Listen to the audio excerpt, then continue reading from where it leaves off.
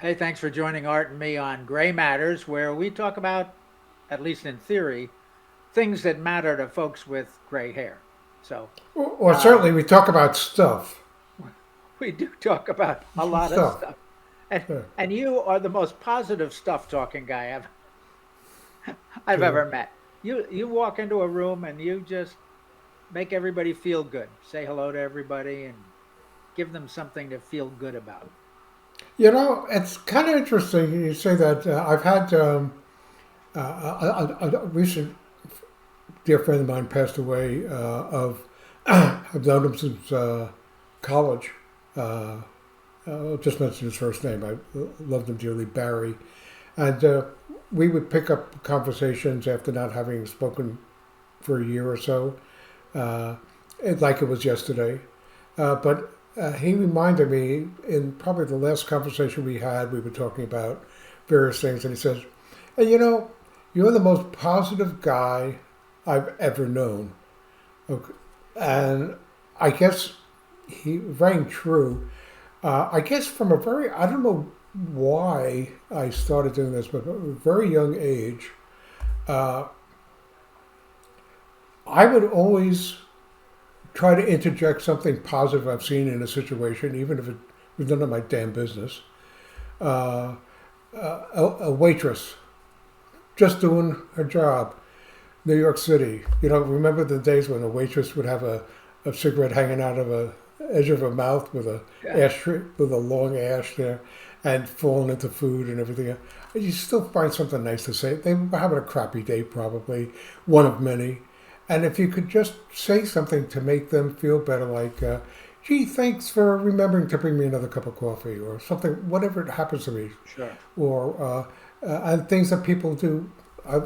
If I notice somebody doing something nice, let's say a clerk in a store, and after they finish being nice to somebody else, I say, "That was really nice that you helped them out."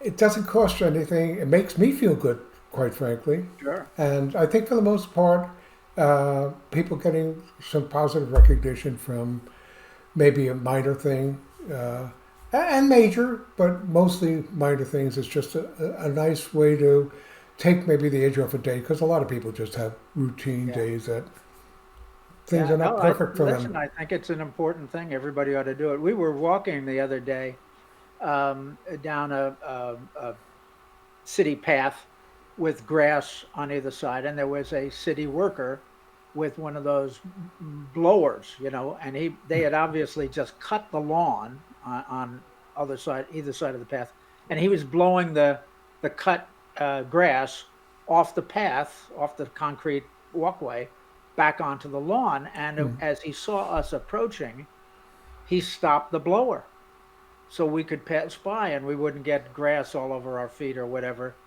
And I turned to him and I said, "Thank you. That's very nice of you."